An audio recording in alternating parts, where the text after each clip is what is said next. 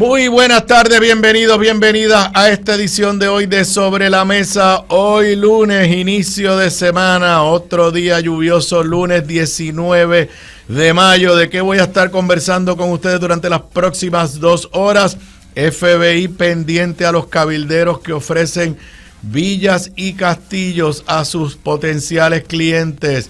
Y se recrudece la guerra de los cabilderos PNP por el contrato de seguridad en educación. Elevan el asunto ante la Junta de Control Fiscal. Alcaldes del PNP se quejan ante la Junta de Control Fiscal de que el presupuesto presentado recorta 127 millones de dólares. Pero se les olvida que ese presupuesto fue presentado la semana pasada en forma de consenso entre la Junta y la gobernadora. Se lleva más de 500 millones de dólares de fondos federales que estaban destinados para proyectos solares. Declaración de emergencia energética por el Departamento de Energía Federal deberá acelerar proyectos eléctricos. Ya veremos. Genera niega que tenga monopolio del suministro de gas natural. Anoche, y está disponible en las redes, Luma y el documental, les daré mis observaciones. Departamento de Educación busca cómo subsanar déficit de 200 millones de dólares por pérdida de fondos federales. Y la Junta le lee la cartilla. Sigue en el limbo el mensaje de estado de la gobernadora. Victoria Ciudadana cambia su estructura, pero surgen diferencias. Le diagnostican cáncer de próstata agresivo y avanzado al expresidente Biden. Y si es lunes de Deportes Zona 5 con Federico López, con el auspicio de la Cooperativa de Seguros Múltiples. Esos son los temas que voy a estar discutiendo con ustedes en las próximas 2 horas en esta edición de Sobre la Mesa, que comienza ahora. Un líder cuya voz conecta historia y actualidad. Su visión clara y experiencia única dan luz a los temas que moldean nuestra nación. Aníbal Acevedo Vilá está en Radio Isla 1320. Esto es Sobre la Mesa. Nuevamente muy buenas tardes para todos, para todas. Aquí estoy en vivo como todos los días. Me puedes ver en vivo y me puedes escuchar en vivo a través de la cadena de Radio Isla 1320. Para los que me están escuchando o me estén viendo en vivo, son exactamente las 4 de la tarde de hoy lunes 19 de mayo. Además, me puedes ver y escuchar gracias a la magia del internet a través de la aplicación móvil de Radio Isla 1320. Si no la has bajado a tu teléfono, te invito a que lo hagas por radioisla.tv, en el canal de YouTube de esta emisora, por la página de Facebook de esta emisora y también por la página de Facebook de este servidor, facebook.com/AcevedoVilá.net. También te recuerdo que a las 10 de la noche se retransmite esta edición de Sobre la Mesa por el canal 85 de Liberty Cable TV, y ahí también se retransmiten todos los días todas las ediciones de Sobre la Mesa. Además, más tarde vas a encontrar esta edición de hoy en cualquiera de las aplicaciones que permiten escuchar podcasts a través del internet, Spotify, Apple Podcast, Google Play.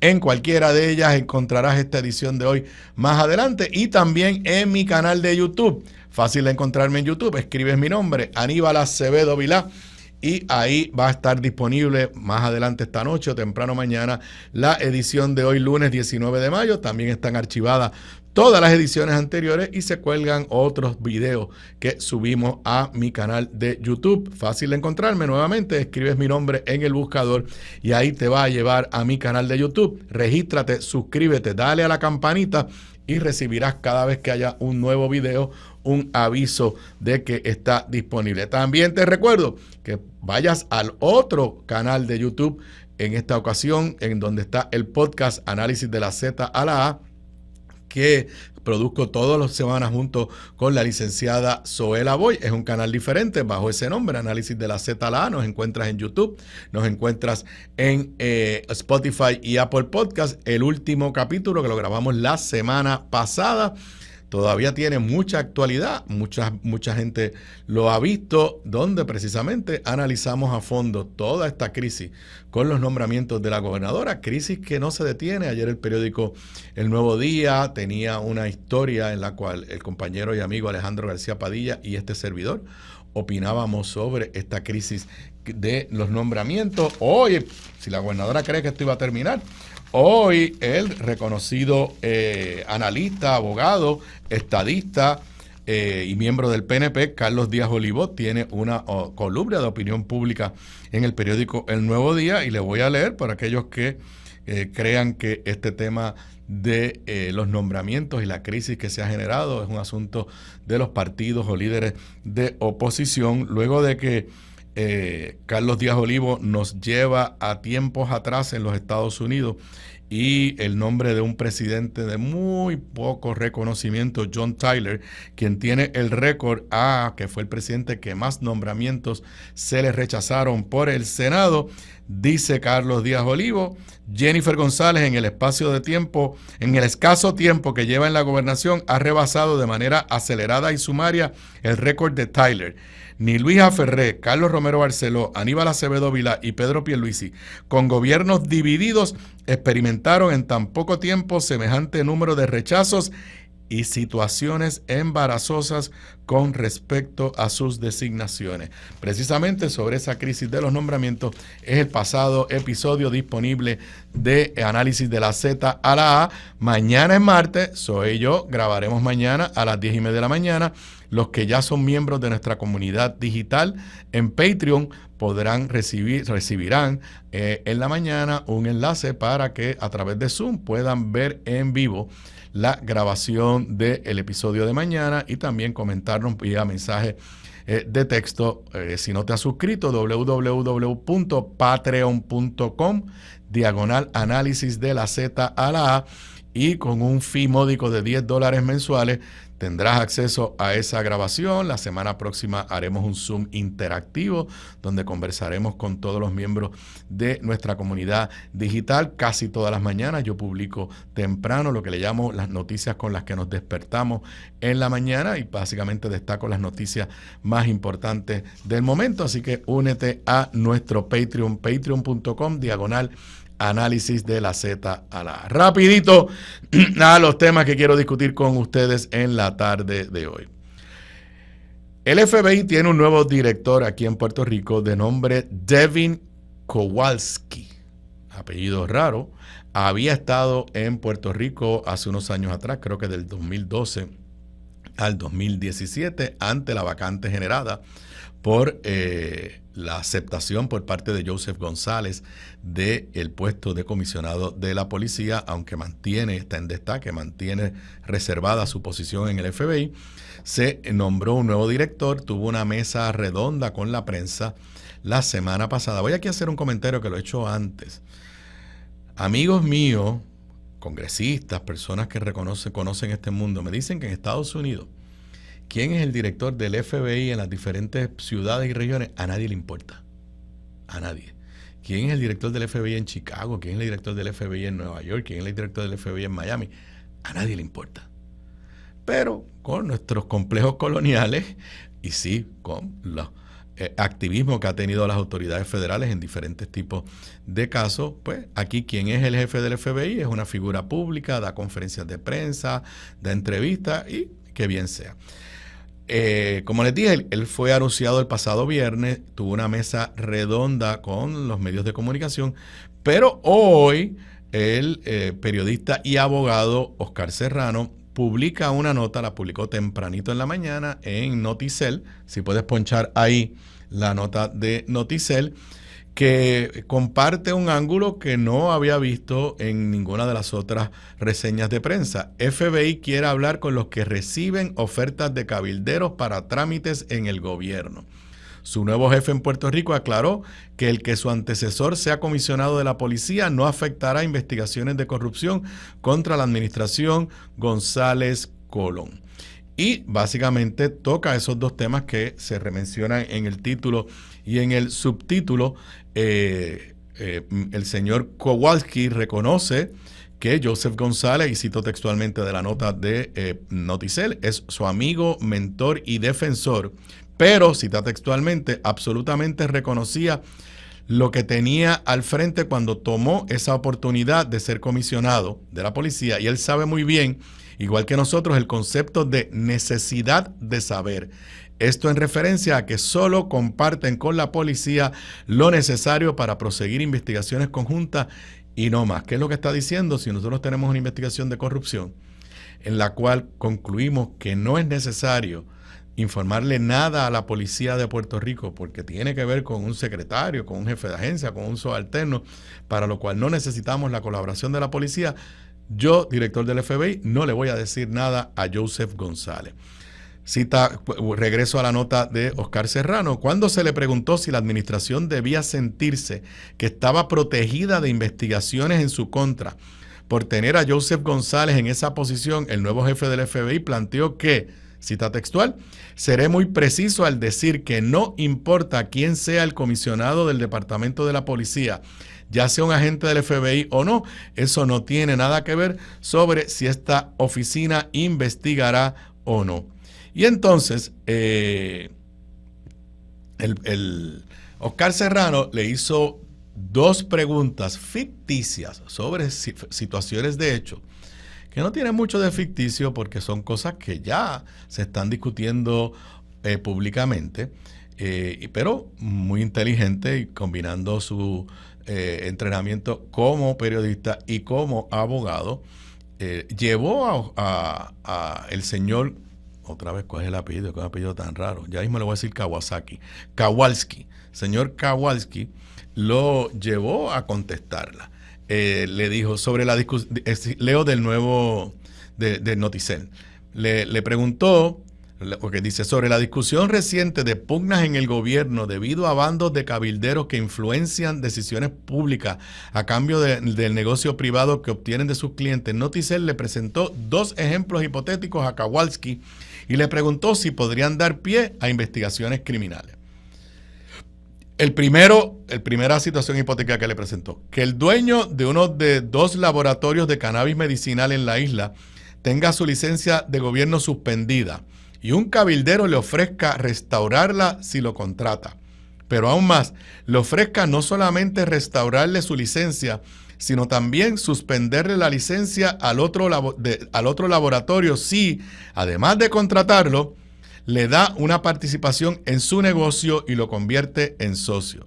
La segunda situación hipotética que le presentó, un proveedor de servicios de tecnología que esté compitiendo con otros en un requerimiento de propuestas ante una agencia y que la agencia decida suspender ese proceso para darle el contrato a otra compañía sin ninguna competencia. Esa otra compañía adquirió los servicios de un cabildero a quien el proveedor original había rehusado contratar.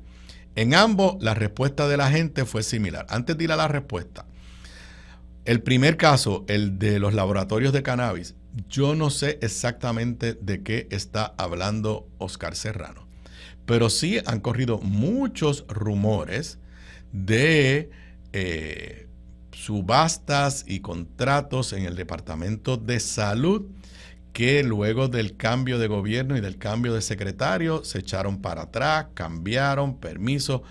Y se menciona la presencia de la firma de Polytank ahí. Yo no sé si es a eso que se refiere. El segundo, no hay duda que, aunque cambiando un poco los hechos, lo que estaba preguntando Oscar Serrano es por la situación en el Departamento de Educación, de la cual voy a hablar ya mismo, pero básicamente donde la compañía que tenía y ha tenido por muchos años el contrato multimillonario de seguridad y cámaras de seguridad en educación, Génesis, fue removida, inicialmente fue descalificada de una subasta y entonces se le dio a otra compañía, GM, no me acuerdo el segundo nombre de GM, que tenía creo que eran 25 o 45 millones de dólares más caro, y todo esto está en una controversia que ahorita voy a hablar de ella. Pero ¿cuál es la respuesta de Mr. Kowalski a estas preguntas hipotéticas de Oscar Serrano?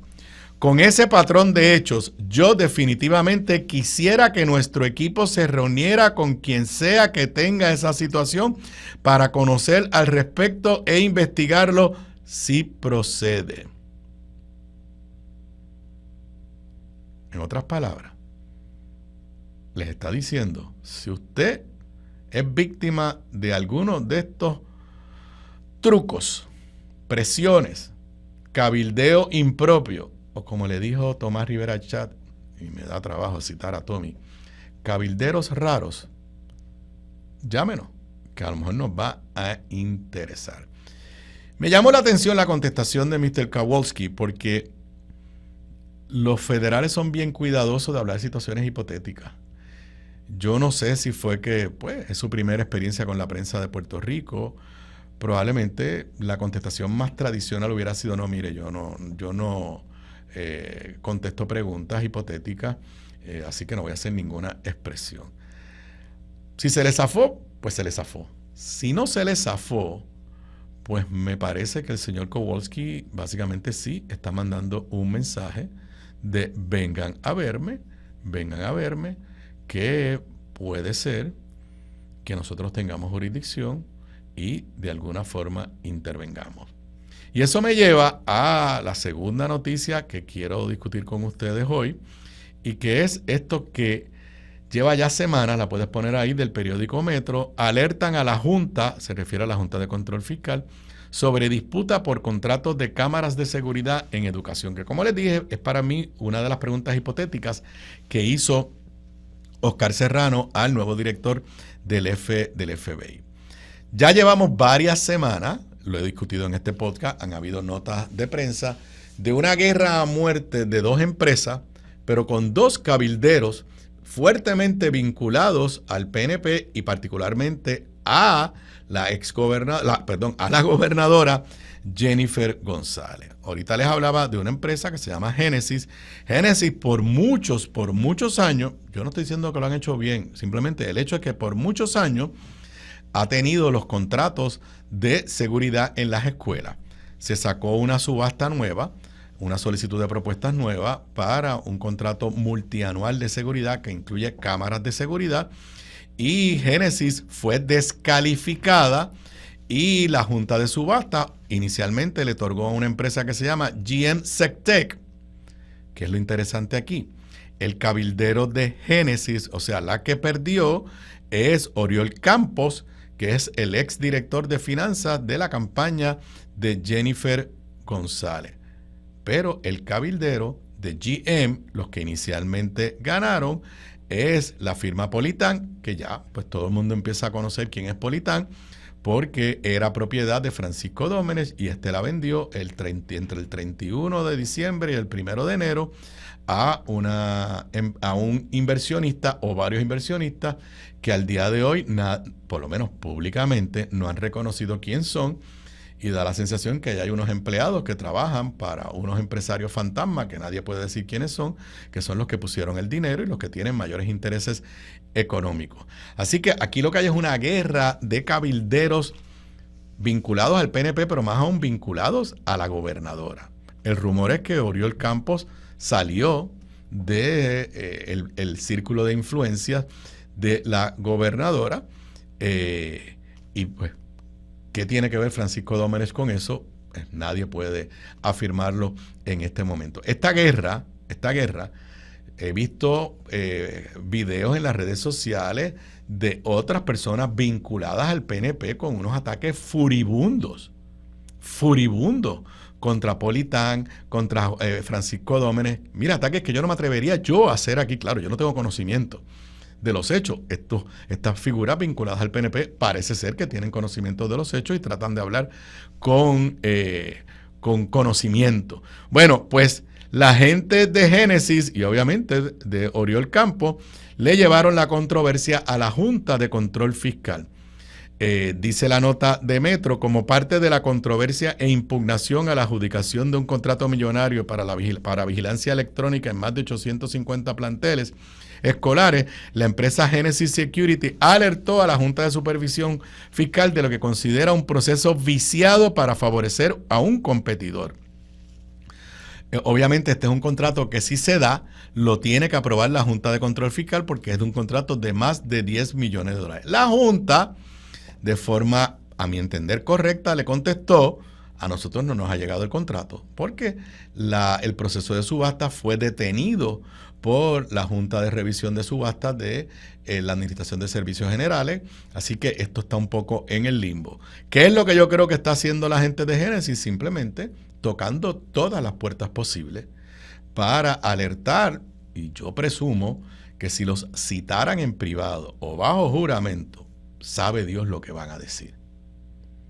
Si atamos las preguntas hipotéticas de Oscar Serrano, al director del FBI, con esto que ha hecho Génesis ante la Junta de Supervisión Fiscal, parecería, por la pregunta hipotética de Oscar Serrano, que Politán fue primero donde Génesis a decirle, contrátanos como cabilderos.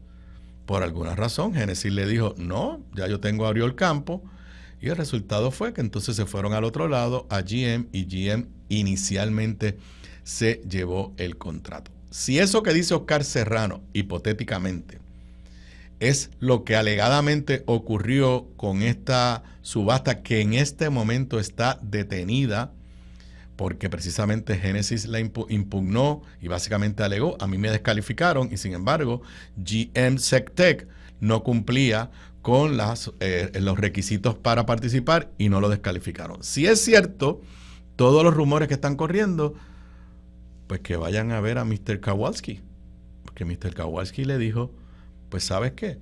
Si esa es la situación de hechos, nos interesaría que pasen por aquí a escucharlo. No hay duda. Estamos hablando de un contrato de más de 135 millones de dólares. Se alega que GM cotizó 45 millones de dólares más por encima de lo que estaba dispuesto a cotizar Génesis. Estamos hablando de una diferencia abismal y no hay duda de que se van a matar.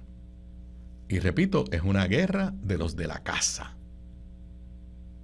Aquí lo que sabemos hasta ahora de esto que es un potencial escándalo es porque miembros del PNP, primero ha habido una impugnación clara, impugnación que hasta este momento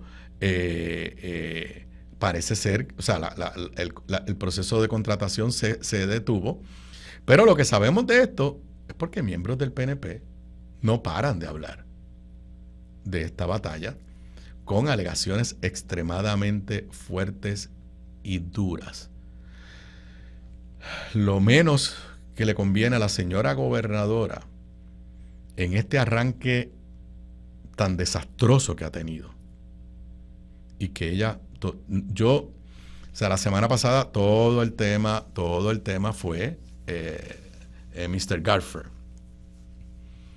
Y aquí él hizo unas recomendaciones en el podcast, vuelvo y les invito a que vayan a buscar el podcast Análisis de la Z a la A. Medio mundo le ha hecho recomendaciones a la gobernadora. Yo no veo de parte de la gobernadora una actitud de introspección, de reconocer que tiene un problema. Ella todo se lo achaca a que quieren sembrar cizaña, a que no estuvieron conmigo en la primaria, a que no votaron por mí en la gobernación, y no reconoce, como ya reconocen muchos líderes y seguidores del PNP, que hay un problema en la fortaleza. Si el problema son los asesores, pues gobernadora, resuélvalo. Si el problema es la propia gobernadora, pues eso es más complicado en resolverlo, pero lo menos que le conviene a la gobernadora es un escándalo que se adjudique a esta nueva administración. Son las 4:21 de la tarde. Regreso con más análisis luego de la pausa. La clave para la buena cocina, además de los ingredientes y recetas, está en la calidad de los productos en los que cocinas. Por eso te recomiendo mi línea Giovanna Heike Cookware Collection, con acabado en cerámica, mangos ergonómicos y 4 milímetros de espesor para mejor conducción de calor. Lo distribuye North Caribe Imports y su marca Caribe, donde además encuentras utensilios de cocina y limpieza para tu hogar. Ahora cuida tu jardín con Caribe Garden. Caribe, calidad, experiencia y el mejor precio. Pídelos en tu supermercado más cercano. Simplifica tu vida con Caribe. Distribuye North Caribe Imports, la empresa puertorriqueña con más de 50 años sirviéndote a ti.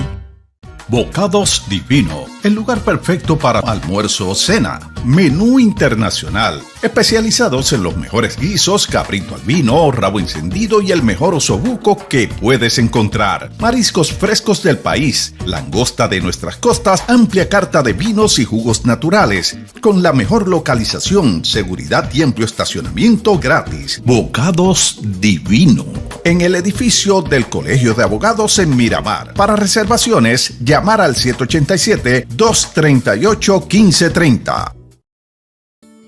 Gramas lindas, gramas, plantas, palmas y todo para tu jardín. En Dorado, 796-1386. 796-1386. Gramas lindas, excelente calidad y servicio insuperable. 796-1386.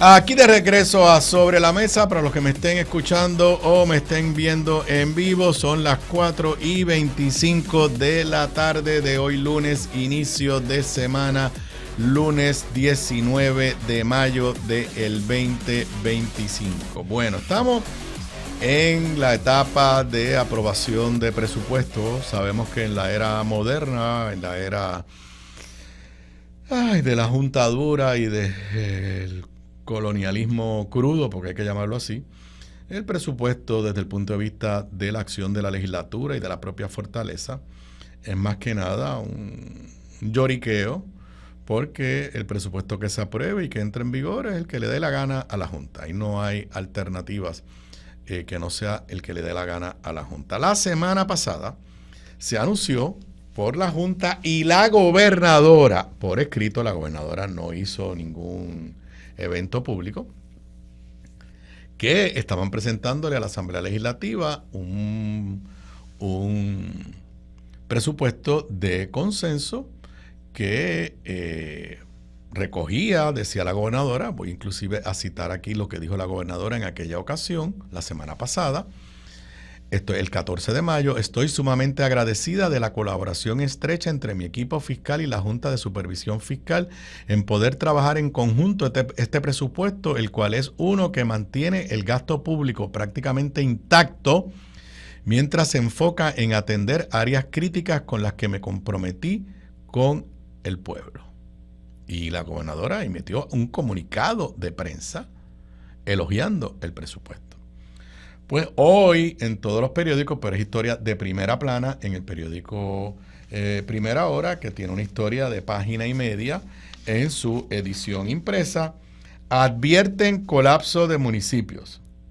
Grito por recortes de 127 millones de dólares. Hasta ahí usted pensaría que esto es un grito de la Asociación de Alcaldes, que agrupa a los alcaldes populares o de los legisladores del Partido Popular. No. Federación de Alcaldes, que es la que agrupa a los alcaldes del PNP, alerta por la reducción de fondos en el presupuesto de la Junta de Supervisión Fiscal y pide una reunión urgente con el ente federal para evitar la suspensión de servicios esenciales.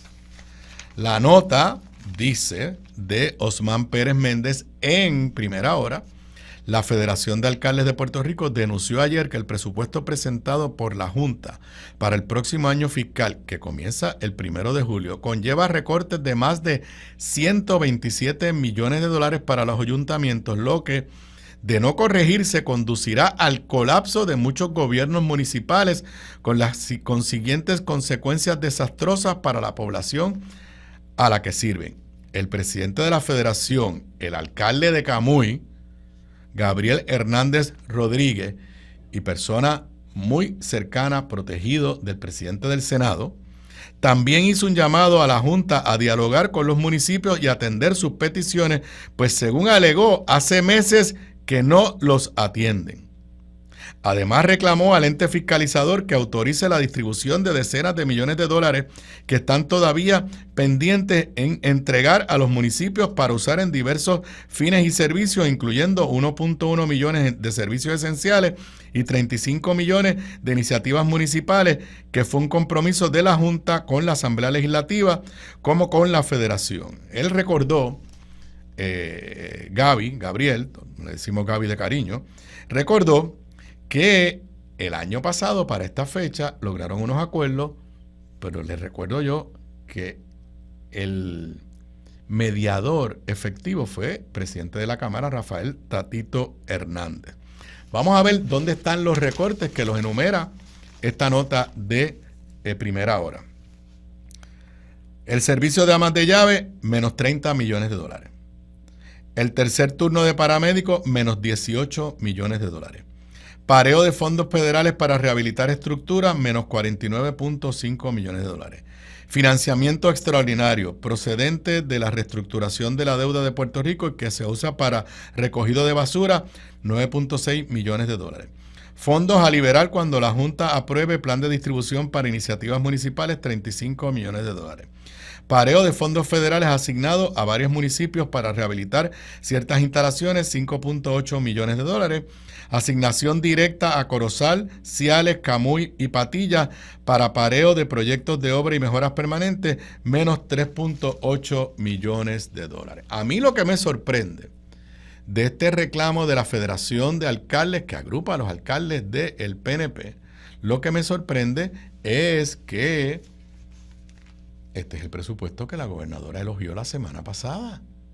Este no es el presupuesto de la Junta. Este es el presupuesto de la Junta y la gobernadora, y yo lo dije aquí. Les recuerdo algo que no creo que nadie ha preguntado. ¿Hay alivios contributivos? Los que prometió la gobernadora, los que presentó legislación en febrero para que se aprobara rápido. Me suena que no hay alivios contributivos. Pero volvamos. ¿Cómo es que la federación, los alcaldes PNP se están quejando de esta forma vehemente, poniéndole toda la responsabilidad a la Junta, cuando la gobernadora endosó ese presupuesto? En la nota del periódico El Nuevo Día se hace referencia a una reacción, tú no tienes esa, no te preocupes, se hace referencia a una reacción ayer en la conferencia de prensa, casi todos los domingos, el secretario de Asuntos Públicos de la Fortaleza, Hiram Torres Montalvo, y que esta mañana aquí, que él está los lunes con los chicos de Opuestos para la Mañana, y yo creo que también contestó con evasivas, pero leo del Nuevo Día. En cambio, en su conferencia de prensa dominical, el secretario de Asuntos Públicos de la Fortaleza, Hiram Torres Montalvo, reconoció ayer que la situación no había sido traída ante la atención de la gobernadora Jennifer González. Cita textual: por lo menos hasta donde yo tengo conocimiento, no recuerdo que lo hayan traído. No sé si han hecho acercamiento a alguno de los asesores de la Fortaleza. Acto seguido indicó que hoy la gobernadora sostendrá una reunión con los alcaldes federados y asociados. Ya vi por ahí unas fotos corriendo en las redes sociales. La convocatoria indica que el propósito del encuentro pautado para la 1:30 es trabajar varios asuntos junto a jefes de agencia. Posterior a ese encuentro, la mandataria se reuniría con Gabriel Hernández, se informó. ¿Cómo es que el secretario de Asuntos Públicos dice, parece que los alcaldes no le dijeron a la gobernadora que le habían tumbado 127 millones de dólares? ¿Por qué no se lo tienen que decir los alcaldes?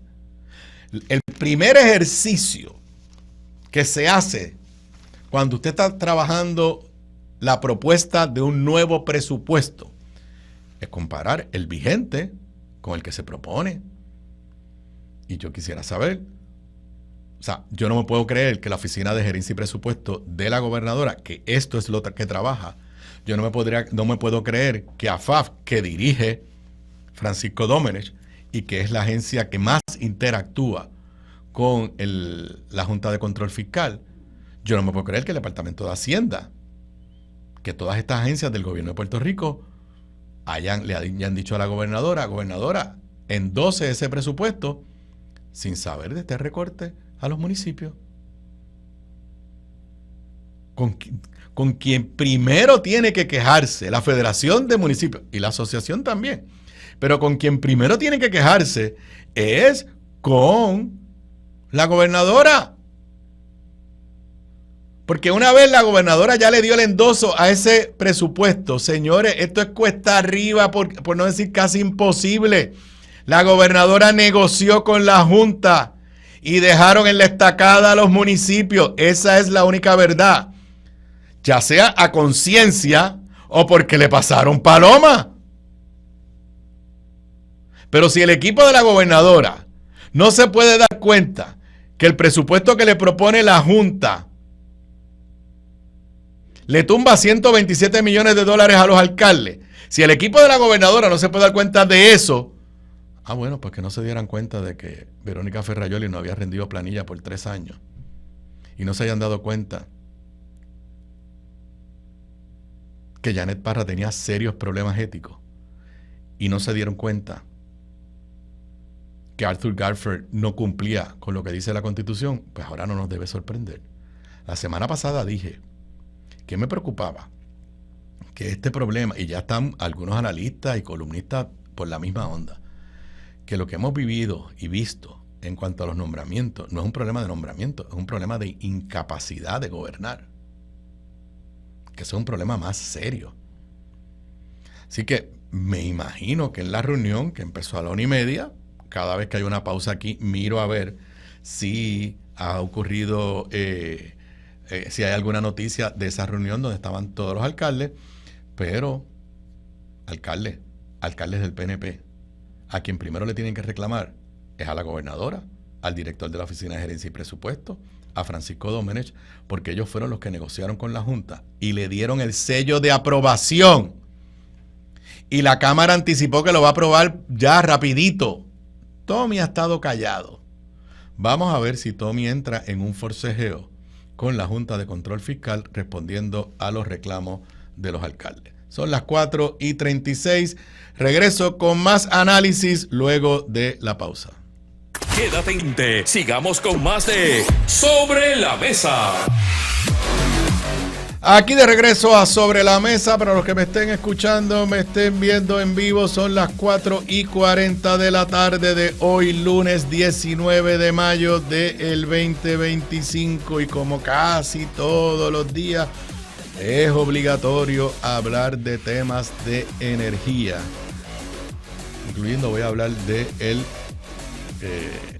documental de Fluma, que esta mañana aquí desde el Capitolio, por lo menos en la entrevistas de la mañana, los que participaron en la mañana, con todo el mundo que hablaba, nadie había visto el documental. Yo me lo eché al cuerpo para poder comentárselo a ustedes, pero a eso voy más adelante. Ya van por cerca de $500 millones lo recortado por Trump para proyectos de energía renovable y básicamente proyectos solares.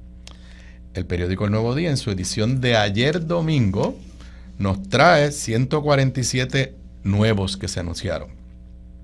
Frenan $147 millones para proyectos solares, página 8 del periódico de ayer domingo, nota de José Delgado. Los fondos para la isla destinados por la EPA se suman a los $365 millones congelados por el Departamento de Energía Federal. Es para lo mismo, placas solares de diferentes formas, energía renovable, pero unos estaban en EPA y los otros estaban o están en el Departamento de Energía. Dice la nota de José Delgado, la Agencia Federal de Protección Ambiental, la EPA, entre paréntesis, el rumor es que la EPA la van a eliminar completamente. Pero volviendo a la nota, congeló $147 millones asignados a 38 cooperativas de crédito de Puerto Rico para proyectos de energía solar, vehículos eléctricos y energía eficiente. ¿Y saben dónde salió esta noticia con el titular de que se estaba chavando era Puerto Rico? En el New York Times. Y digo, José Delgado lo reconoce. De acuerdo con el de New York Times, los fondos para Puerto Rico han estado destinados de cara al 2030 a 88,000 proyectos del Fondo de Reducción de Gases de Efecto Invernadero autorizado por la Ley de Reducción de Inflación aprobada en el 2022. El administrador de EPA, el ex representante republicano Lee Zeldin, describió el dinero frenado por su agencia como un fondo verde para soborno. Pero, aunque dijo que las asignaciones estuvieron vulnerables al despilfarro, al fraude y al abuso, no dio pruebas. Ahora veamos a quién los aliados del gobierno del republicano de Puerto Rico, porque ya hay que empezar a decir eso. Jennifer es republicana, Tomás es republicano, Johnny Méndez es republicano. Este es el gobierno republicano de Puerto Rico. Pues el aliado de ellos, el director de EPA, ha dicho que ese fondo era para sobornar. Pues vamos a ver a quién ellos dicen que sobornaron. Y yo creo que alguien le debe preguntar a la gobernadora si está de acuerdo con ese calificativo. Una de las cooperativas perjudicadas es Credicentro Coop, a la que se le habían otorgado $5.5 millones. Cita textual a Miguel Ortiz Santo, presidente ejecutivo de la cooperativa con oficina en Barranquita. Somos un ejemplo vivo de los beneficios de la transición a la energía limpia. Credicentro Coop obtuvo los fondos de la EPA en febrero por medio de Inclusive, una red de cooperativas de créditos. Ortiz Santos considera que los fondos pueden permitir financiar unas 500 viviendas. O sea, estos son dineros, primero, de energía renovable, y segundo, dirigido. O sea, yo puse placas solares en mi casa, pero pues yo las puedo pagar. Pero no podemos crear en Puerto Rico y en Estados Unidos y en otros lugares del mundo unos que estemos más avanzados desde el punto de vista de generar nuestra propia energía a base de los que tienen y los que no tienen dinero. Y proyectos como este y el otro que Jennifer González ha pedido que se lo limpien, venían a atender a estas necesidades. Además, esto no es resolver una crisis a corto plazo. Una vez tú le permites a una familia generar su propia energía, le resolviste un problema quizás para el resto de su vida, o por lo menos por los próximos 20 o 30 años. Vuelvo a la nota de José Delgado. Hace unos días se anunció la cancelación de 62.7 millones de la EPA asociados a subvenciones otorgadas a instituciones y organizaciones en Puerto Rico, las cuales estuvieron basados en programas de justicia ambiental impulsados por la administración Biden. Y entonces, José Delgado ata estos 147 millones a los 365 millones de dólares que estaban también en la legislación de Biden, que eran 1,000 millones que los demócratas legislaron exclusivamente para Puerto Rico, para resiliencia energética, y que habían 450 millones de dólares para adjudicarse para los sectores más necesitados. De esos quedaban 365 millones que iban para centros de salud en la montaña, para residenciales públicos. Y en la nota del domingo dice José Delgado, al declarar el viernes una situación de emergencia energética en Puerto Rico dirigida a pasar por encima de procedimientos ordinarios para la producción de electricidad y el despeje de vegetación, algo que voy a analizar ya mismito. El secretario del Departamento de Energía de los Estados Unidos, Chris Wright, confirmó que tiene bajo revisión el uso de 365 millones de dólares, que es el otro fondo. Así que son 147 que le tumbaron a través de EPA y 365 que, aunque el domingo dice que estaban bajo revisión, ahorita voy a lo que ahora dice Josué Colón, que ya no van a ser para energía renovable. Y aquello era para ponerle placas solares y baterías a centros 330, centros de salud comunitarios en la montaña. No para resolver una crisis a corto plazo, para resolver un problema a largo plazo. Según los cálculos de José Delgado y del Nuevo Día, entre las asignaciones que ya nos tumbaron, o sea, este dinero que ya se le había asignado a Puerto Rico, entre las asignaciones que ya nos tumbaron, suma 1,000 millones de dólares. Y repito, eso es lo que ya se había asignado que nos tumbaron. Eso no tiene nada que ver con lo prospectivo, con lo que el Congreso de Donald Trump y Donald Trump se proponen aprobar de cara al futuro y con impacto en los próximos años. Sobre los 365 millones de dólares que el Departamento de Energía dice que está evaluando, que son los que iban para centros comunitarios, centros de salud comunitarios y otros proyectos. Hoy en el vocero, Josué Colón nos dice que ya se los limpiaron. Nuevo propósito para fondos federales de energía solar. Unos 365 millones de dólares serán redirigidos a trabajos de reconstrucción de la red eléctrica. Según Josué Colón, ya acabó. Todos los que desde el año pasado tenían preacuerdos para instalar placas solares, baterías, como le dije, en centros de salud, se fueron. Nota de Pedro Menéndez Sanabria en El Vocero. El SAR de Energía reveló que el Departamento de Energía Federal accedió al pedido de la gobernadora Jennifer González para que los restantes 365 millones de dólares de una partida de 450 millones que la administración del expresidente Joe Biden había destinado para la instalación de placas fotovoltaicas y baterías para entre 30,000 y 40,000 familias de bajos recursos puedan ser redirigidos a trabajos de reconstrucción de la red eléctrica del país. Les recuerdo, un paréntesis mío, que para la reconstrucción de la red tenemos desde después de María 16,000 millones de dólares.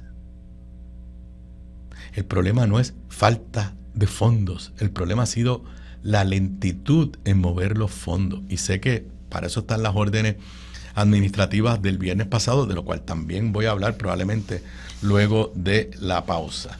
Pero, dice Josué Colón, esos fondos no fueron eliminados a Puerto Rico, tampoco han sido congelados. Todo lo contrario, han sido puestos a la disposición del gobierno de Puerto Rico y de los esfuerzos que estamos realizando para reconstruir el sistema eléctrico. Esos fondos se van a utilizar como parte de las reparaciones y reconstrucciones que se están realizando tanto en el área de generación como en el área de transmisión y distribución, abundó el también director ejecutivo de la Autoridad para las Alianzas Público-Privadas en la conferencia de prensa junto con el secretario de Asuntos Públicos que se hace todos los domingos. ¿Para qué eran esos 450 millones, de los cuales nos quedan 395? Para subvencionar la instalación de sistemas fotovoltaicos por parte de compañías privadas, instituciones educativas, entidades gubernamentales, organizaciones sin fines de lucro y cooperativas energéticas. En aquel momento se utilizó dinero para identificar a dónde se iban a establecer. Y repito, ya habían centros de salud, particularmente en la montaña, que se iban a beneficiar de esto. Pero Jennifer González dijo que movieran esos chavos para dárselos a Luma y a Genera. Regreso con más del tema energético luego de la pausa. En el último segmento yo diré lo que me dé la gana de deporte y los disparates que me dé la gana, pero no tendremos a Fede en la tarde de hoy. Pero sobre el tema energético, que voy a seguir hablando de eso, hay noticias que están rompiendo en este momento que las dejo para más adelante. Bueno, el viernes cuando yo estaba al aire, primero comenzaron a correr rumores de que iban a salir unas órdenes del Departamento de Energía y alguien me dijo que primero que se iban a tumbar los 365 millones de dólares para energía renovable. Eso pues ya se confirmó, y que parece que eran unas órdenes que iban medio a federalizar el sistema eléctrico. Obviamente cuando terminó el programa a las 6 de la tarde no se tenían los detalles. Se emitieron 2 órdenes administrativas por el secretario del Departamento de Energía, evidentemente a petición de la gobernadora. Una de las órdenes básicamente, y las dos van dirigidas a la Autoridad de Energía Eléctrica, lo que generó confusión.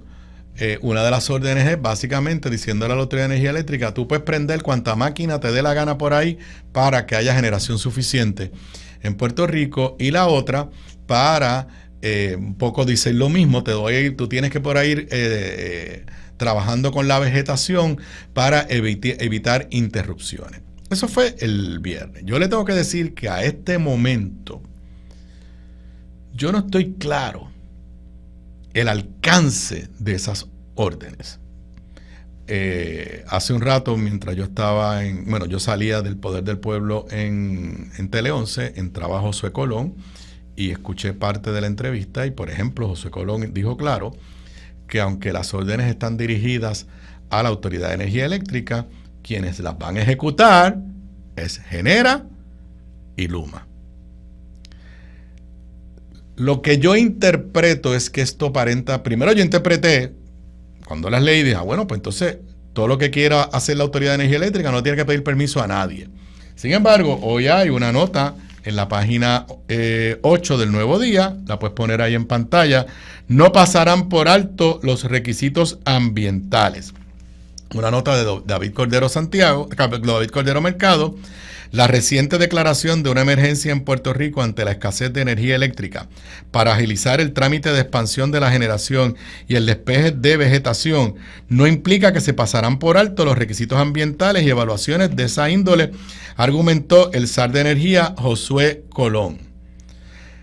cita textual, permite que el proceso a través de estos requisitos sea expedito, pero no es que no se tomen en cuenta, se van a tomar en cuenta, pero las agencias federales y todo el que está relacionado a esa evaluación tiene que hacerlo de manera más rápida, planteó Colón a preguntas del Nuevo Día, al asegurarse que la declaración de emergencia permitirá culminar reparaciones que han enfrentado requisitos que en algunos casos consideran innecesarios. Así que las órdenes no es que no se tiene que cumplir con la reglamentación, es que aparentemente pues va a ser más rápido, pero mi gran pregunta es, la burocracia es la burocracia. O sea, ¿cómo es que van a ser más rápidas? Y por ejemplo, si la turbina le falta una pieza y la pieza no ha llegado, pues eso no es un problema de permiso. Si hay que construir algo, eso no es un problema. O sea, una vez te dan los permisos, hay que construirlo. Dice Josué Colón, eso era como un cuello de botella que estaba aguantando gran parte de los proyectos de reconstrucción, tanto en el área de generación, pero más afecta el área de transmisión y distribución. Ninguna de las dos órdenes emitidas son un permiso para no hacer las cosas correctamente, simplemente que se tienen que hacer con agilidad. Ah, bueno, pues yo no sabía que la orden era, vamos a hacer las cosas bien lento. Yo creía que todo el mundo estaba tratando de hacer esto con agilidad, pero si hay que hacer un estudio ambiental, si hay que hacer algo, pues hay que hacerlo.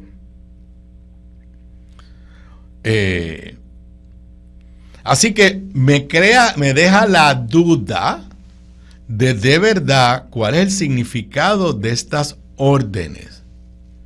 Ahora, gobernadora, usted celebró las órdenes el viernes. Ahora no va a haber excusa. Ahora no le puede echar la culpa a los federales. Ahora no le puede echar la culpa a la burocracia. Y yo no lo voy a negar. Es evidente que la gobernadora, con sus relaciones con los republicanos, logró estas órdenes de emergencia. Esa se la doy. Pero subieron las expectativas ahora un montón. Y si vienen los apagones en el verano, pues ahora va a ser un problema de ejecución. Y como les dije, porque yo me confundí cuando yo vi que las órdenes eran directas a la autoridad, yo dije, bueno, pues la autoridad es la que va a hacer los proyectos y no los va a hacer Genera y no los va a hacer Luma. No, José Colón dijo que, lo único que dijo José Colón es que ahora son ellos, la autoridad, quienes va a escoger cuáles son los proyectos prioritarios. Repito, me parece que en este momento, con esta determinación, la gobernadora, por un lado, tiene una nueva herramienta para ejecutar. Pero si no logra una ejecución efectiva, no le va a poder echar la culpa a terceros, ni al gobierno federal, ni a Luma, ni a Genera, porque aceptaron que el problema era la burocracia y alegadamente han resuelto el problema de la burocracia.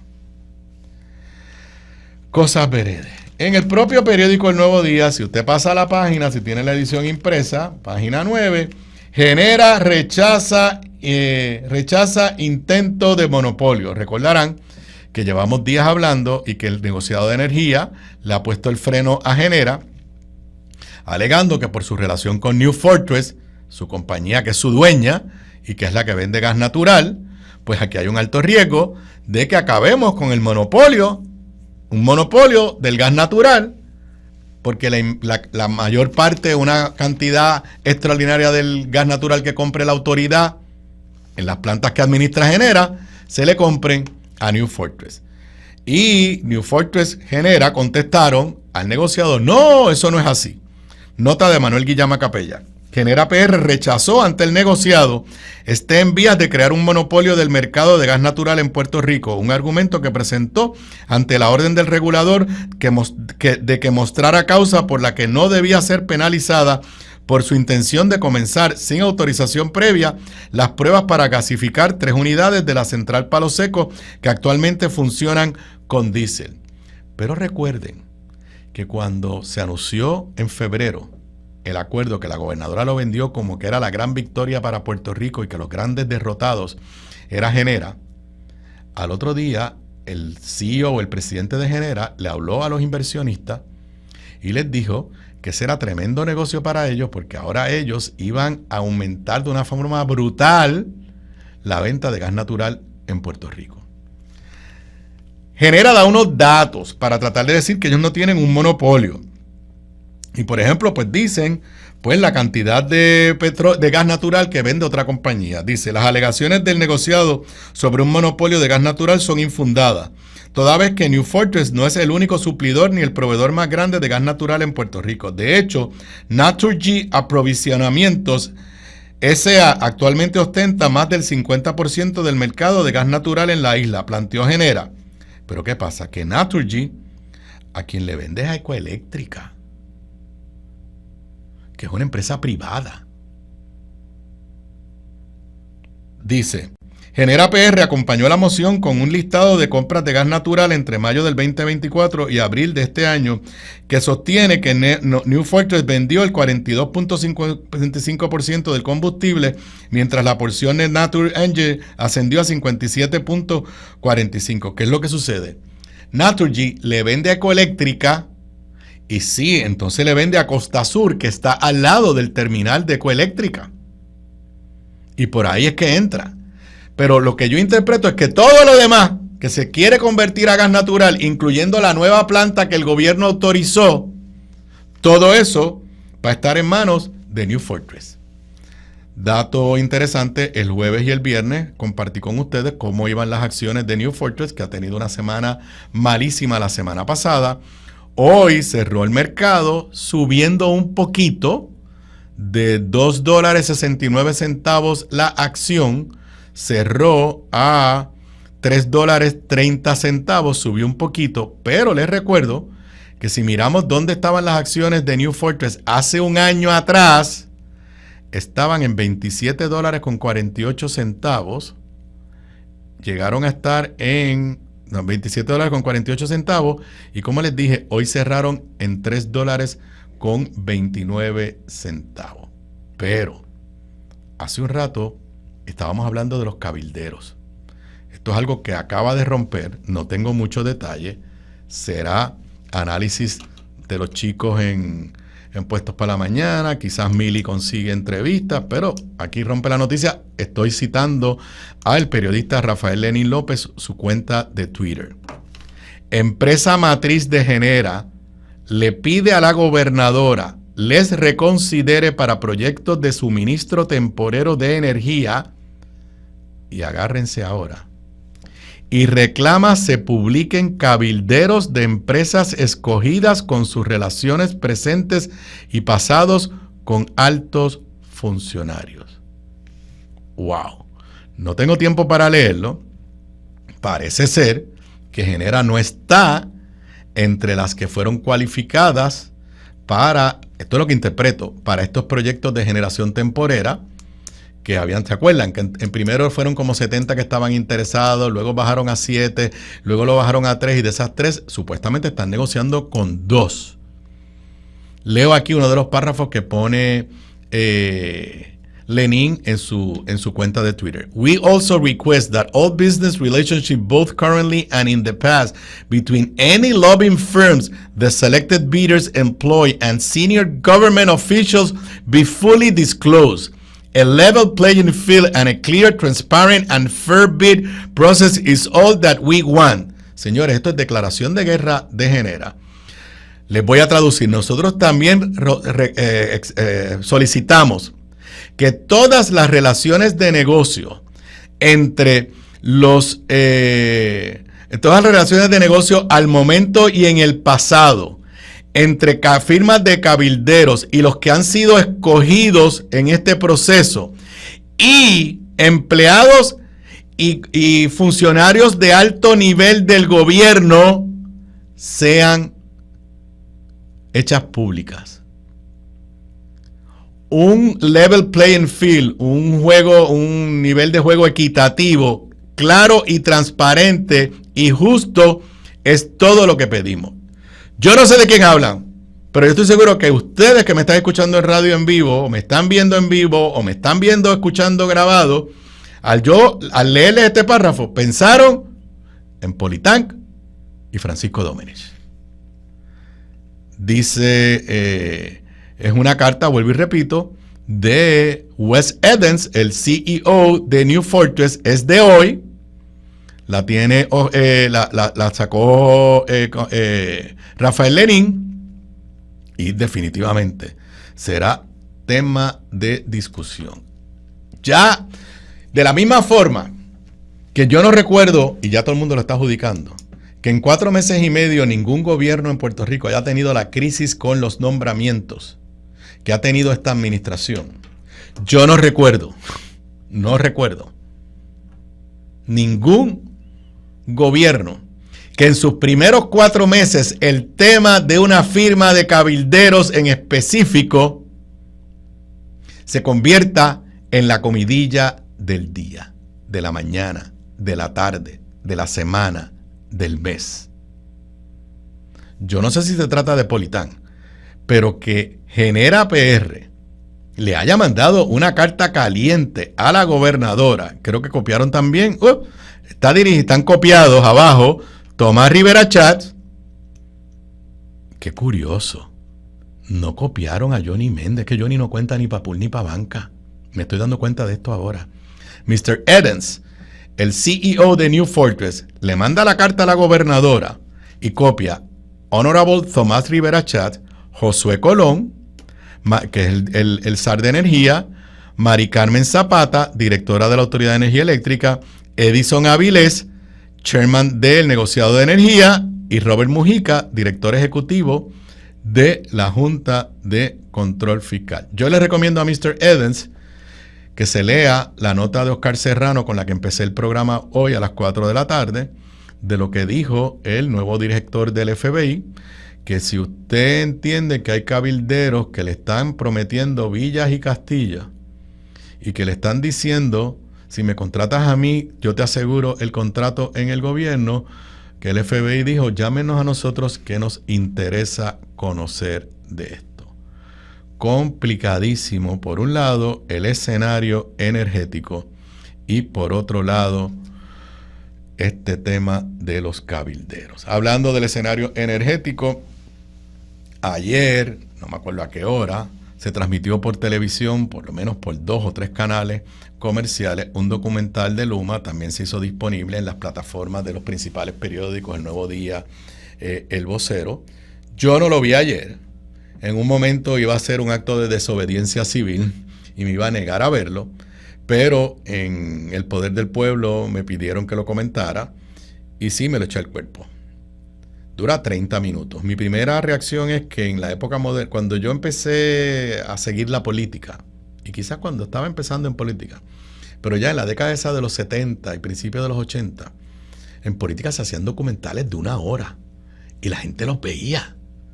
Un documental de Hernández Colón, documental de Romero Barceló, y la gente los veía y los esperaban.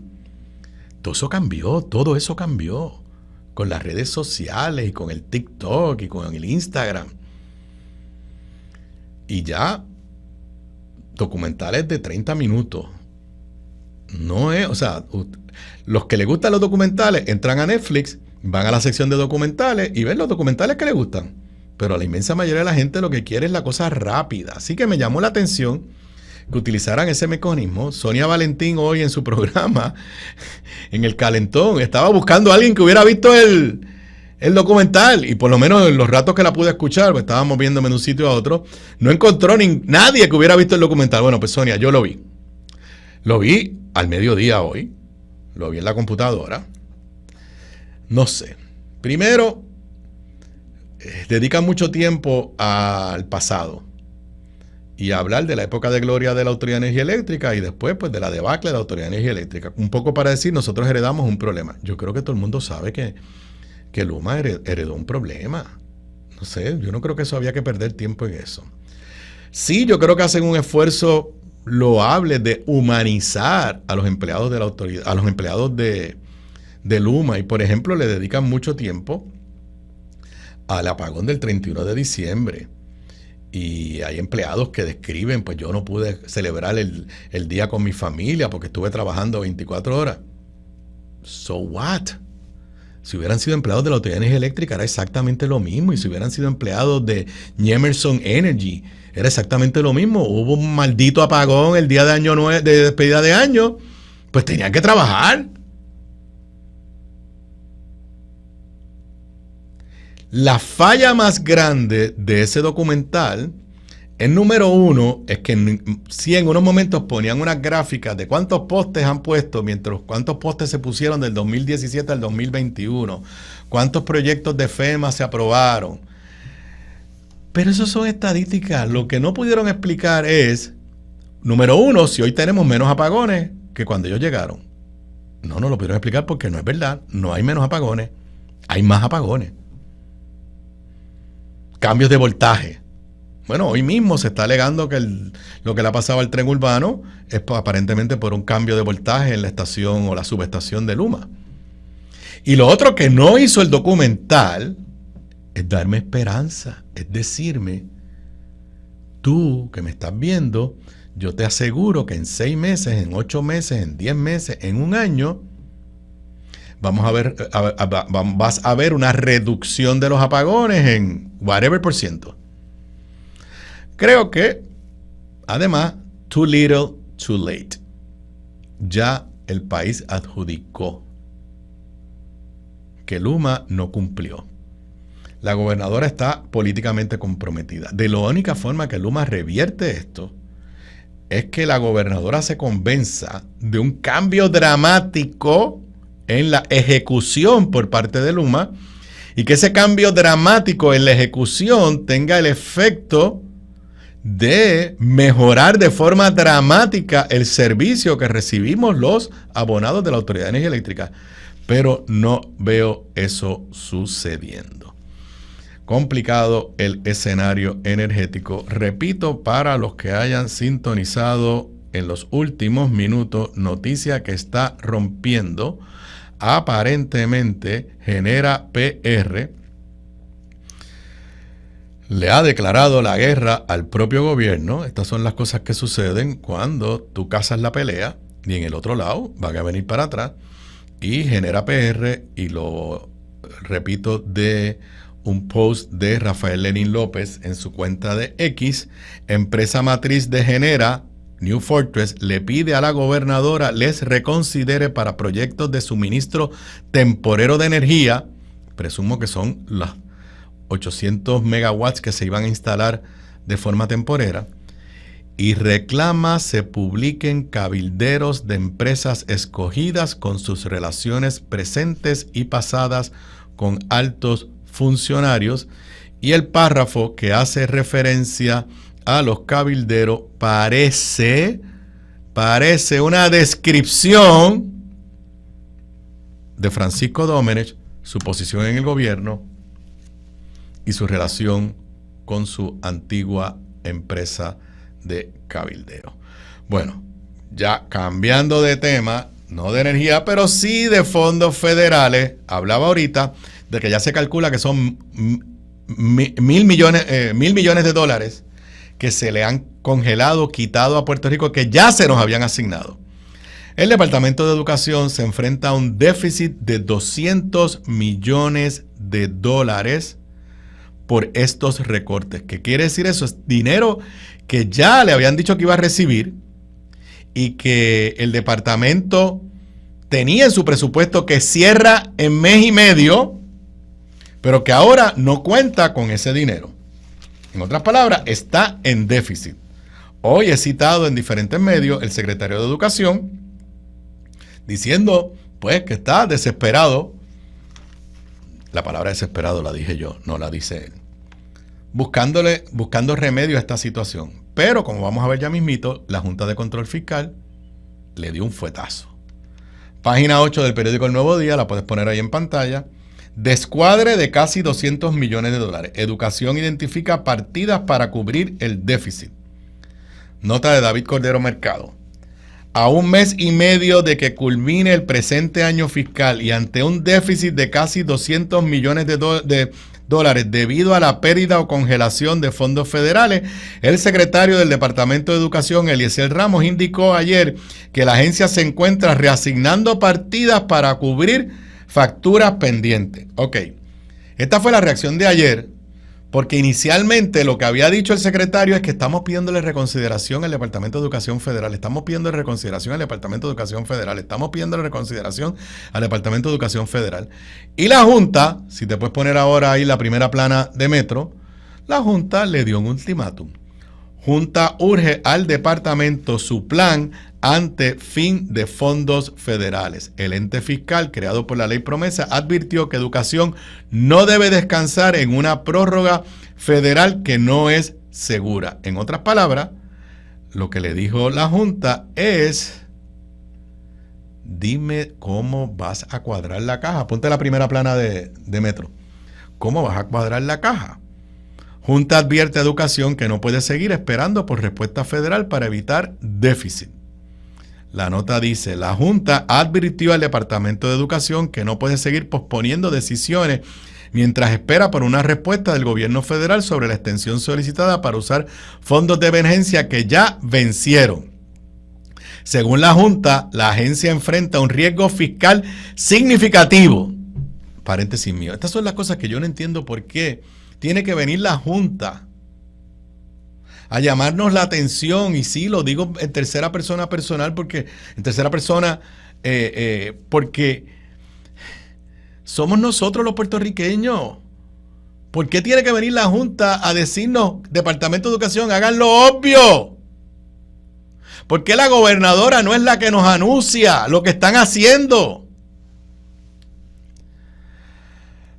Falta de un plan concreto para cubrir 36 iniciativas críticas que estaban cubriendo con fondos no recurrentes y que ahora dejarán un déficit de 199.9 millones de dólares si no se actúa de inmediato. En una carta enviada el 16 de mayo al secretario Eliezer Ramos, la Junta señala que el departamento aún no ha identificado una fuente de financiamiento viable ni ha presentado un plan de ajuste presupuestario que cumpla con el presupuesto certificado para el año 2025. Repito, este es el que termina en mes y medio. Cortar 200 millones de dólares durante un año no es tan difícil. 200 millones de dólares en mes y medio es bien difícil. Además, la agencia tampoco ha detallado cómo detendrá la acumulación de nuevas obligaciones en caso de que el Departamento de Educación Federal rechace la prórroga solicitada.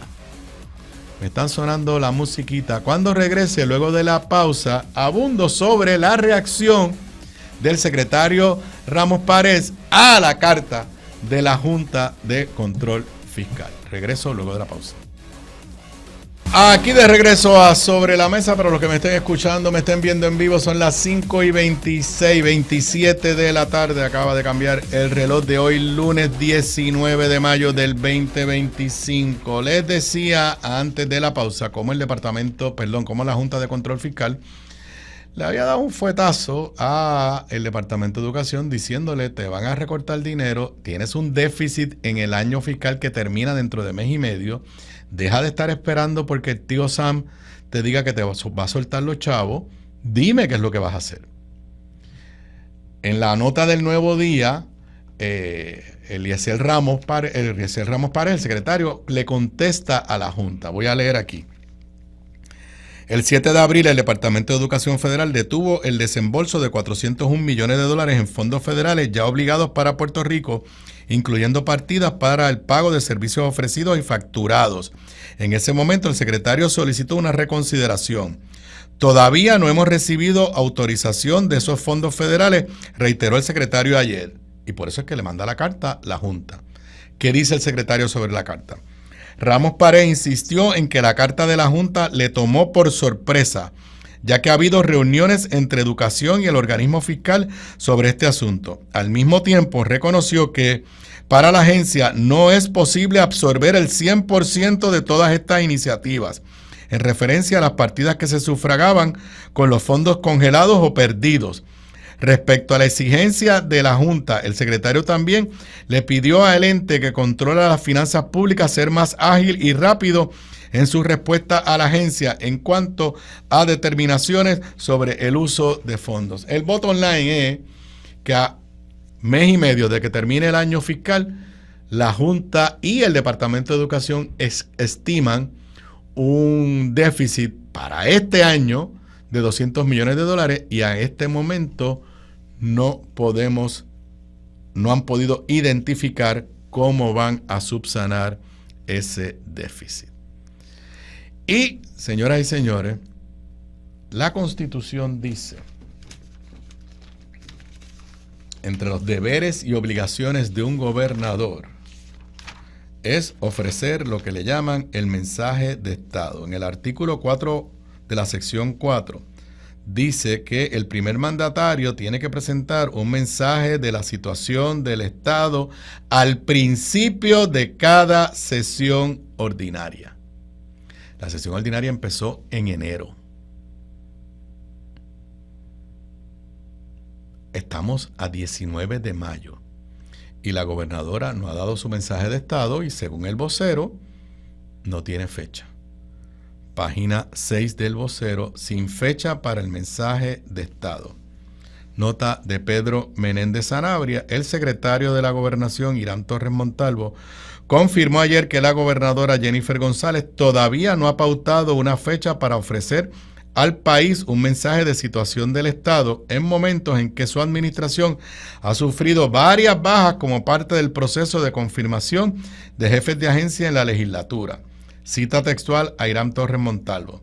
Todavía no hay una fecha para el mensaje. Eso es una prerrogativa de nuestra gobernadora, al igual que los nombramientos y otras cosas que son prerrogativas de ella como primera mandataria de Puerto Rico. Así que en su momento ella estará haciendo su pronunciamiento sobre si en efecto va a realizar el mensaje y cuándo lo va a realizar. ¿Qué quiere decir eso? Que es muy posible, y esta para mí sería la primera vez en la historia moderna de Puerto Rico, que un gobernador no da cara. Y esto es bien raro de Jennifer González. Sí, hay una interpretación y puede ser legítima que tú con mandar el documento por escrito cumpliste y entregaste un mensaje de Estado. Y eso es aceptable. Pero no es lo que ha sido la tradición, ni en Estados Unidos ni en Puerto Rico. Cuando no, quizás en principios del siglo pasado, los presidentes de Estados Unidos lo mandaban por escrito. Pero aquí ya hay una tradición de dar cara. Ayer el liderato del Partido Popular Democrático denunció este atraso. Dice la misma nota del periódico El Vocero. Por su parte, el secretario general del PPD, Manuel Calderón, criticó el hecho de que a la fecha la primera mandataria todavía no ha cumplido con lo que catalogó como un mandato constitucional. No es que lo catalogó, es que es un mandato constitucional. El secretario general recordó además que los pasados 4 gobernadores electos en Puerto Rico ofrecieron sus respectivos mensajes de Estado inaugurales previos al mes de abril. En el caso de Luis Fortuño, su discurso ocurrió el 1 de febrero del 2010. Alejandro García Padilla, el 25 de abril del 2013. Ricardo Rosselló, el 28 de febrero del 2017. Y Pedro Pierluisi, el 7 de abril del 2021. Yo no recuerdo cuándo fue el mío, pero estoy casi seguro que fue en febrero. Y di 2 mensajes. Uno de Estado y luego di el mensaje de presupuesto. Ese es mi recuerdo, que fue como para febrero. No creo que fue en marzo. A lo mejor fue en marzo, pero estoy casi seguro que fue en febrero mi mensaje de Estado. El de Trump fue en enero. Fue en enero de este año. Y la realidad es que deja como que una interrogante de un vacío el hecho de que, y obviamente va a abrirse especulaciones que no le quiere ver la cara a Tomás Rivera Chat, que no quiere estar allí frente a los senadores del PNP, yo no sé, pero en gobiernos divididos, como me tocó a mí, inclusive los que seguían la cosa pública, en mi último mensaje, aquello fue un gallinero lo que formaron los representantes del PNP y gritos y... ¿Ustedes creen que para mí era agradable? ese escenario. En una de esas hasta mi hijo le llamó la atención a uno de los representantes del PNP, que lo que le faltó fue treparse al podio donde yo estaba para darme. Pero es un mandato constitucional y no solamente ante la legislatura, es al país que tú se lo das. Creo que ya, desde el punto de vista de el efecto que esto tiene sobre la imagen de la gobernadora y su gobierno, el daño está ahí. Pero estamos a 19 de mayo, ya es lunes, qué sé yo, lo podría dar el jueves, lo podría dar el lunes de la semana que viene, no sé. Tengo la impresión de que nos vamos a ir sin un mensaje de Estado. Son las 5:34, regreso con el último segmento luego de la pausa. Aquí de regreso a Sobre la Mesa, para los que me estén escuchando, me estén viendo en vivo, son las 5:41 de la tarde de hoy, lunes 19 de mayo del 2025. Al inicio del programa, a eso de las 3:55, anuncié que íbamos a tener a Fede en Deportes Zona 5, pero compromisos profesionales de su trabajo full time no le han permitido estar con nosotros, así que estaremos con él el próximo viernes. Ahorita pues yo voy a dar un pequeño resumen del tema de deportes, pero pues entonces aprovecho para tocar unos temas a nivel federal. Ayer por la noche o la tarde se anunció por la oficina del expresidente Joe Biden que había sido diagnosticado con cáncer de próstata, que ellos mismos describían como agresivo o en un estado avanzado. Así que pues nuestra solidaridad, las oraciones de todo el mundo, no son buenas noticias eso son buenas noticias para Joe Biden, pues por su edad y pues de la forma que lo describen, sabremos y el país estará pendiente a cómo evoluciona su condición de salud. Pero hablando en la esfera federal y hablando de Donald Trump, el viernes cuando yo estaba terminando el programa, les dije cómo las casas acreditadoras del crédito de diferentes entidades habían bajado el crédito de los Estados Unidos. Para que estemos claros, no se me confundan, no que Estados Unidos está para bonos chatarra. Lo que pasa es que históricamente ha tenido la clasificación más alta. Y el viernes se la bajaron un nivel hacia abajo. Así que tampoco es que... Pero cuando tú tienes una clasificación más baja, número uno, eso manda mensajes a la economía, a los sectores financieros, a los sectores de negocio, de que algo anda mal cuando las casas acreditadoras pues entienden que vas a estar bien, pero no vas a estar mejor que ayer. Además, le hace más costoso el financiamiento, porque precisamente cuánto tú pagas en interés está íntimamente relacionado a la calidad del crédito de los que están, del crédito tuyo. Hoy el mercado de valores, ante esa noticia y ante el hecho de que la legislación de Donald Trump sobre presupuestos, sobre alivios contributivos, está todavía en veremos. Esta mañana superó el comité de presupuestos de los republicanos en la Cámara de Representantes. El viernes pasado se había quedado pendiente, pero todavía hay dudas si va a tener los votos en el floor de la Cámara por la oposición de los ultra derechistas republicanos.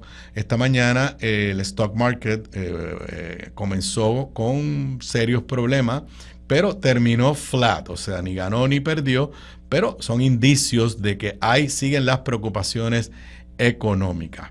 Por otro lado, Trump gana otra.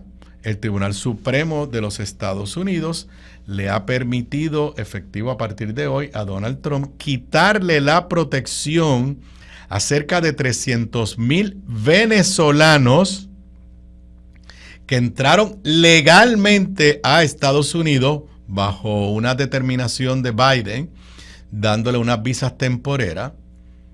Donald Trump se lo quiso quitar. Unos tribunales habían detenido a Donald Trump y el Tribunal Supremo, sin entrar en los méritos todavía del caso, revocó esa determinación del Tribunal de Instancia, prohibiéndole al gobierno de Donald Trump esa revocación. Eso quiere decir que estos venezolanos, oigan, que les aseguro a ustedes, obviamente estos venezolanos no podían votar, pero yo les aseguro a ustedes que la inmensa mayoría de los venezolanos que están en Estados Unidos, que son ciudadanos americanos, son trumpistas.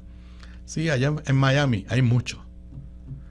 Y deben estar bien molestos, por no usar la palabra que no se puede usar aquí, con esta acción de Donald Trump. Son 300,000 que llegaron a Estados Unidos huyendo ¿de qué? ¡De Maduro! Pero no son blancos como los que llegaron de Sudáfrica y que los recibieron la semana pasada y les dieron asilo inmediatamente. Así que otra que gana Donald Trump en una situación extremadamente complicada. Y por otro lado, sí, voy a hablar de deportes. Luis Vega Ramos, te voy a felicitar de que los Knicks vencieron a mis alicaídos y lesionados Celtics de Boston. Por otro lado, Donald Trump tuvo una conversación telefónica con Putin de 2 horas. Puso un post de esos larguísimos que él pone en las redes sociales, lambiéndole el ojo a Putin, pero no dio ningún detalle concreto de que esté cerca un cese al fuego en la guerra contra Ucrania, ni mucho menos las posibilidades de una paz permanente. Pero por lo menos hablaron los dos periódicos principales de Estados Unidos, para mí, obviamente, el Washington Post y el New York Times más o menos tienen el mismo énfasis, que aunque Donald Trump fue nice en lo que puso en las redes, no pudo poner en las redes que estábamos cerca de un cese al fuego o de un acuerdo de paz en la guerra entre Ucrania y Rusia.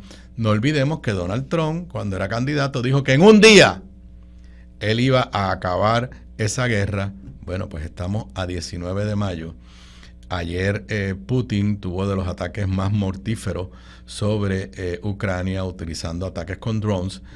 Así que sigue extremadamente complicada la situación allá. Bueno, rapidito, ¿sí?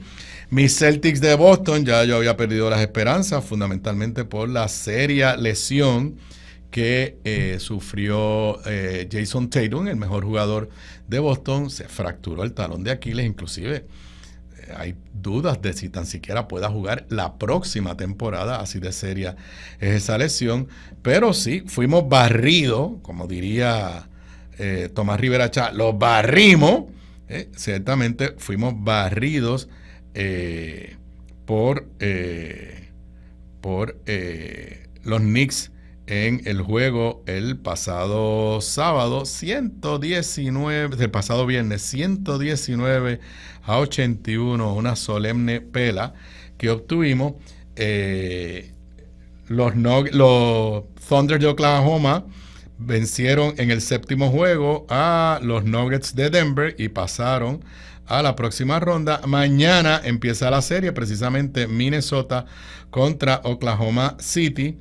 El miércoles los Knicks de Luis Vega Ramos van contra Indiana y así pues estarán intercambiándose unos y otros. También hay que reconocerle a Luis Vega Ramos que en el béisbol ganaron el Subway Series, 2 juegos que ganaron los Yankees, 6-2 el viernes, perdieron el sábado, perdieron el sábado contra los Mets 3-2, pero ganaron ayer contra los Mets 8-2. Mis Red Sox cogieron una pela contra los Bravos de Atlanta 10-4. Hoy los Mets visitan a los Red Sox en un juego que mucha gente en Puerto Rico empieza temprano, a las 6:45. ¿Qué quiere decir esto? Que la ventaja de los Yankees se amplía. Los Red Sox están a 5 juegos de los Yankees. Y en el BCN, los Mets, ahora ahí me escribieron que Fede no vino para no enfrentar la crisis de los Mets. No, tenía un compromiso de trabajo. Él tiene trabajo full time. Esto que hace aquí es para, lo hace con mucha seriedad, pero no es su trabajo principal. Pero la realidad es que los Mets de Guaynabo, luego de haber despedido a José Juan Barea, no han reaccionado. Siguen perdiendo. Perdieron ayer contra los Criollos de Caguas y de John Herrero y de Wilito, 111-99 en el debut de Travis Trice, quien jugó los 40 minutos. Yo no vi el juego, pero según estoy viendo aquí las estadísticas, y metió 22 puntos, que quiere decir que llegó con la misma condición con la que se fue el año pasado. Hoy hay un juegazo. El viernes mis Piratas de Quebradilla le ganaron a los Santeros de Eladio Pérez. Los Santeros están discutiendo con mucha intensidad el peor récord. Tienen 5 ganados y 14 perdidos, y los Osos de Manatí 4 ganados y 15 perdidos. Los Mets, como les he dicho, están en una mala racha, están con 8 ganados y 14 perdidos. Hoy hay un juegazo, hay varios juegos, pero en términos de lo que a mí me interesa, hoy hay un juegazo porque mis Piratas de Quebradilla, que llevan 6 juegos consecutivos ganando, se enfrentan a los Vaqueros en el Rancho Vaquero. ¿Qué quiere decir eso? Que los dos que están en la primera posición en cada una de las divisiones se enfrentan hoy. Los Vaqueros tienen récord de 18-5 y los Piratas tienen récord de 12-8. Eso será hoy a las 8 de la noche. Los Cangrejeros de mi familia, de mi hijo, de Luis Herrero, de mi sobrino, los Cangrejeros van para la Petaca Higuina contra los Capitanes. Saben que los Cangrejeros es mi segundo equipo, así que... Y los Osos de Manatí, tratando de revivir, van a Mayagüez contra los Indios de Mayagüez. Esa es la acción en el BSN durante esta noche. Así que aquí tienen un brevísimo resumen del acontecer deportivo durante el pasado fin de semana y en el día de hoy. Con eso yo me despido por hoy. Ustedes y yo nos volvemos a ver mañana martes a las 3:55 de la tarde. Buenas tardes, buenas noches. Cuidado con la lluvia. Nos vemos mañana.